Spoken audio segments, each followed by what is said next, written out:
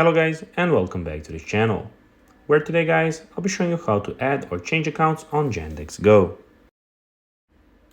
Now guys, the first thing that you of course need to do is go to the Google Play Store or the App Store and download the Yandex Go application.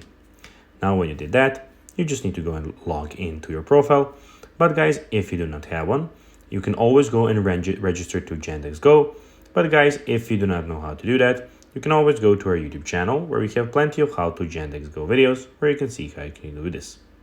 Now guys, that we got that out of the way, let's see what we actually have in front of us here. So as you can see guys, here we have the Yandex Go official application where you can choose your transport or taxi, whichever you want. You can go and tap on where to put the location where you want your taxi to bring you to. Now when you click on the top left corner, we will get some information here.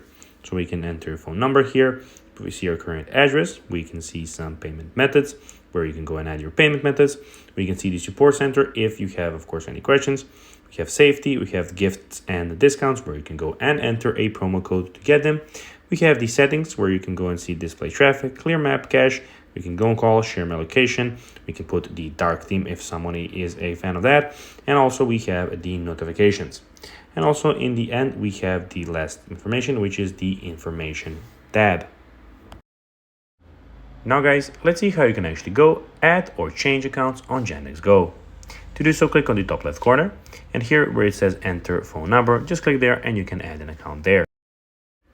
So guys, that'll be everything for this video. I hope that you found this video informative and entertaining guys. If you did, don't forget to like this video, share it, subscribe to the channel and put the notifications on. And guys, as always, I'll be seeing you in the next video. Bye guys.